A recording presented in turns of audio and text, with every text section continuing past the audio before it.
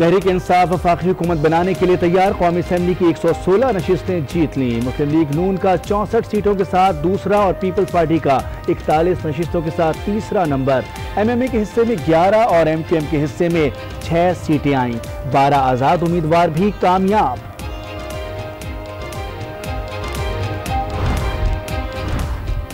तहरीक इंसाफ की हुकूमत साजी के लिए मुशावरत। स्पीकर के लिए आरिफ अलवी और शफकत महमूद के नाम। डिप्टी स्पीकर इत्तेहादियों के सुपुर्द। शाह महमूद कुरैशी को वजीर खारजा और असद उमर को वजीर खजाना बनाए जाने का इम्कान। काबीना 18 से 20 अरकान पर मुश्तमिल होगी।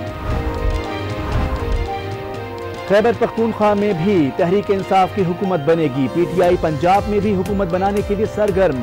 नून लीग भी जोड़ तोड़ के लिए तैयार। सिंध में पीपल्स पार्टी को वाज़ेह अक्सरियत हासिल।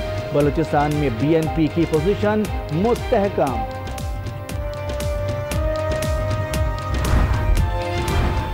इलेक्शन कमीशन ने पंजाब असम्बली के गैर हतमी नताइज जारी कर दिए। मुस्लिम लीग नून को 127, तहरीक इंसाफ को 170, काफ लीग को 7 और पीपल्स पार्टी को 6 सीटें मिली। 27 आज़ाद उम्मीदवार भी कामयाब। इंतखाबी नताइज के खिलाफ तहरीक इंसाफ की हुर्रियत जमातों का गठजोड़। मुस्लिम लीग नून और मुत्तहदा मजलिस अमल की ऑल पार्टीज कॉन्फ्रेंस आज इस्लामाबाद में होगी। पीपल्स पार्टी का अहम इजलास भी आज बिलावल भुट्टो कराची में होगा। मुबैना धांधली के खिलाफ हिकमत अमली पर मुशावरत होगी। इमरान खान की धांधली का इल्ज़ाम लगाने वालों को तहकीकात की पेशकश। बोले हर वो हल्का खुलवाएंगे जिस पर मुखालफिन धांधली का इल्ज़ाम लगाएंगे। भारत को भी मुज़ाकरात की दावत। कहा भारत एक कदम आगे आए, हम 2 कदम बढ़ाएंगे। खित्ते की तरक्की के लिए पाक भारत ताल्लुकात में बेहतरी नागुज़ीर है।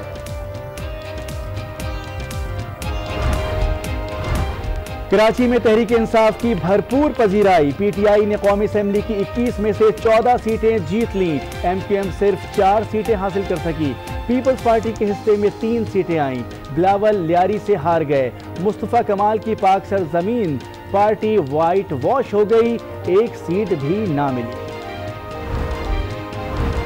लाहौर में नून लीग ने कौमी असम्बली की 14 में से 10 नशिस्तें जीत लीं।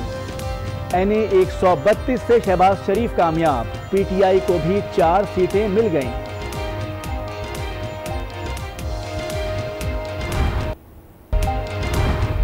हल्का NA 73 सियालकोट के नताइज के खिलाफ PTI के उस्मान डार की जानिब से लिए गए स्टे ऑर्डर पर फैसला आज सुनाया जाएगा। ख्वाजा आसिफ और उस्मान डार आज 11 बजे RO ऑफिस तलब।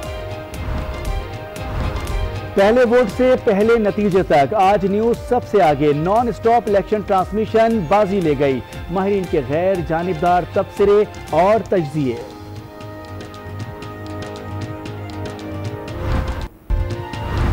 और यूनान के दारुल हुकूमत एथेंस में शदीद बारिश के बाद आबी रेलों की यलगार। पानी घरों में भी दाखिल। सड़कें और गलियां नहरों और तालाबों में तब्दील। मामूलाती जिंदगी मफलूज।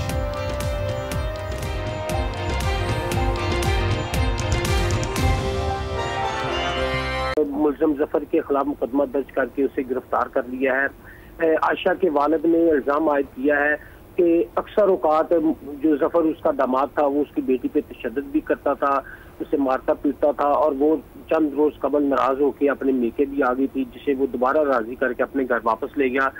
ताहम उसने फिर इसी रंजिश की बिना पर, लड़ाई झगड़े की बिना पर आयशा को और उसके 4 माह के बेटे अली हैदर को झंगमरा नहर में फेंक दिया है, जिनकी तलाश का काम जारी है। वहाँ पर रेस्क्यू और पुलिस की जानिब से ऑपरेशन भी किया जा रहा है। जी बहुत शुक्रिया अंजुम सुहेल तफसीलात बता रहे थे।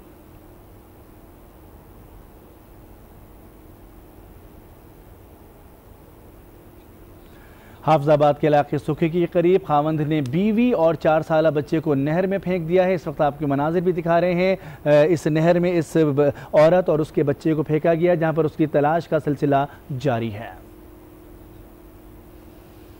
और अब आपको बताएंगे कि इमरान खान की तकरीर का करेंसी मार्केट पर मस्बत असर देखा जा रहा है।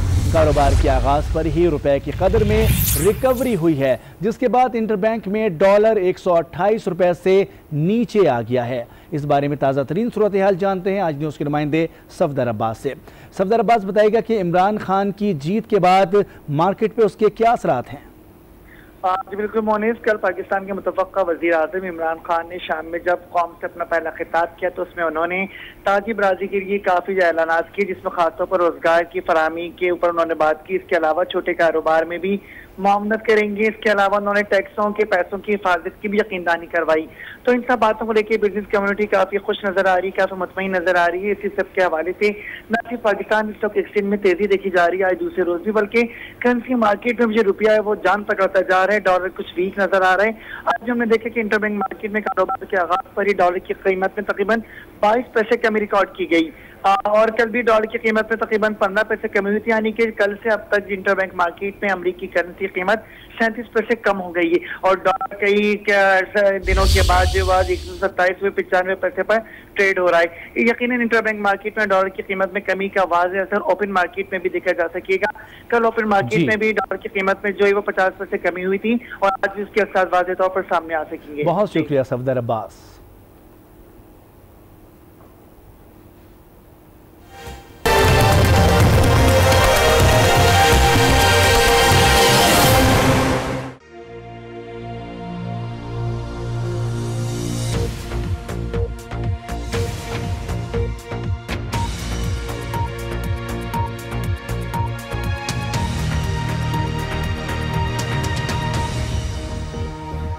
BBC उर्दू के प्रोग्राम सैरबीन में खुश आमदीद। हमारे लंदन स्टूडियो से मैं हूं शफी नकी जामई।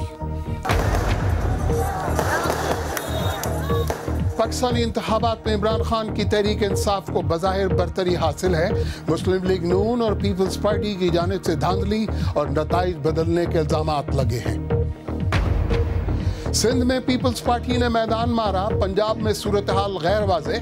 KPK में PTI पहले से ज्यादा मजबूत और बलूचिस्तान में BAP की अक्सरियत। इलेक्शन तो खत्म, लेकिन आने वाली हुकूमत की शक्ल कैसी होगी और उसको किन चैलेंजेस का सामना होगा। पाकिस्तान तहरीक इंसाफ के सरबराह इमरान खान ने आम इंतखाबात में फतह हासिल करने का दावा किया है। उन्होंने चंद घंटे पहले अपने खिताब में कहा कि वह पाकिस्तान को मदीने की इस्लामी फलाही रियासत की मानंद बनाना चाहते हैं, लेकिन गुज़िश्ता रोज़ की पोलिंग और नताइज में गैर मामूली ताख़ीर की वजह से दीगर बड़ी जमातों ने नताइज बदलने के इल्ज़ामात लगाए हैं। पोलिंग के अख्ताम के 24 घंटे बाद भी इलेक्शन कमीशन ऑफ पाकिस्तान कौमी असम्बली के महज 1/4 नताइज का ऐलान कर पाया। इलेक्शन कमीशन के जारी करदा सरकारी नताइज के मुताबिक तहरीक इंसाफ ने अब से कुछ देर पहले तक 54 नशिस्तें हासिल की थी। मुस्लिम लीग नून को तकरीबन 20 नशिस्तें मिली थी और पाकिस्तान पीपल्स पार्टी पार्लियामेंटेरियंस 13 सीटों के साथ तीसरे नंबर पर थी, जबकि दीगर जमातें और आज़ाद उम्मीदवार 9 नशिस्तें हासिल कर चुके थे। और इंतखाबी कवानीन के मुताबिक कौमी असम्बली में अक्सरियत साबित करने के लिए इमरान खान और तहरीक इंसाफ को कम अज़ कम 136 नशिस्तें दरकार होंगी। तफसील के साथ इस्लामाबाद से नामा निगार फरहत जावेद। बनी गाला की ये सड़क पाकिस्तान तहरीक इंसाफ के चेयरमैन इमरान खान की रिहाइशगाह को जाती है, जहां कानून नाफिज करने वाले इदारों ने आज सिक्योरिटी के गैर मामूली इंतजाम कर रखे हैं। यहां कारकुनों की भी एक बड़ी तादाद जमा है। वाज़ेह रहे कि इलेक्शन कमीशन ऑफ पाकिस्तान के मुताबिक अब तक सामने आने वाले नताइज में इमरान खान की जमात तहरीक इंसाफ को बरतरी हासिल है। पाकिस्तान तहरीक इंसाफ के कारकुनों ने बुध की रात गए नताइज का इंतजार किए बगैर ही मुख्तलिफ इलाकों में जश्न मनाना शुरू कर दिया था।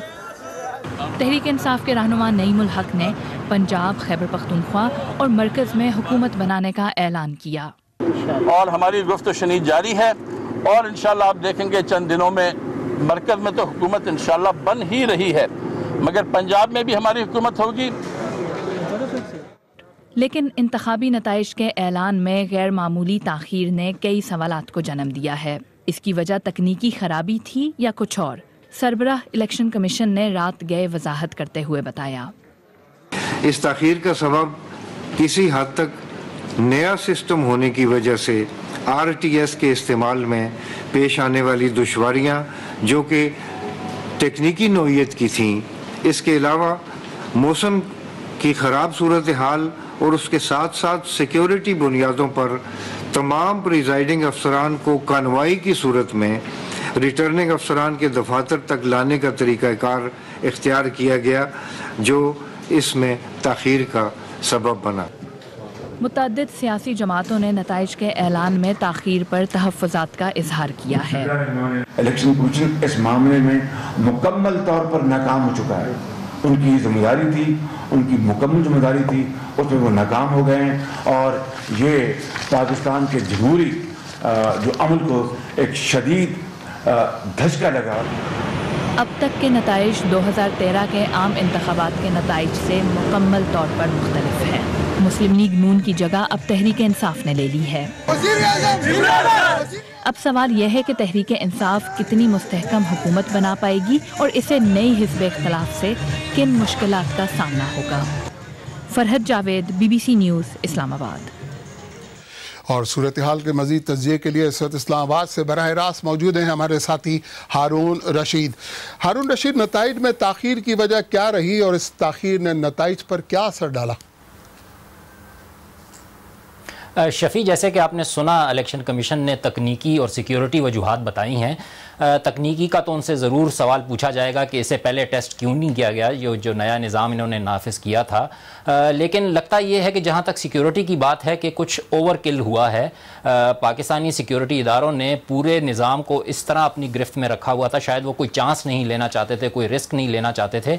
और आखिरी वक्त तक उन्होंने कहा कि जो प्रिजाइडिंग अफसर हैं उनको रिटर्निंग अफसर तक लाने में भी काफ़ी ताख़ीर हुई, जो पुलिस ये फ़ौज उनको साथ लेकर गई। तो इस पर भी होगा। जो अपोजिशन की अब पार्टियां नई आई हैं वो यकीनन इस पर सोच विचार कर रही होंगी। उनके बड़े बुर्ज गिरे हैं तो वो भी खामोशी से बैठने वाले नहीं, अगले 1-2 दिन में ज़रूर इसका जायज़ा लेंगे। और लगता यह है कि जिस तरह इमरान खान ने अपोजिशन में किरदार अदा किया, उस तरह का वो भी करने का तैयारी कर रही होंगी। हारून रशीद, बहुत बहुत शुक्रिया। और अब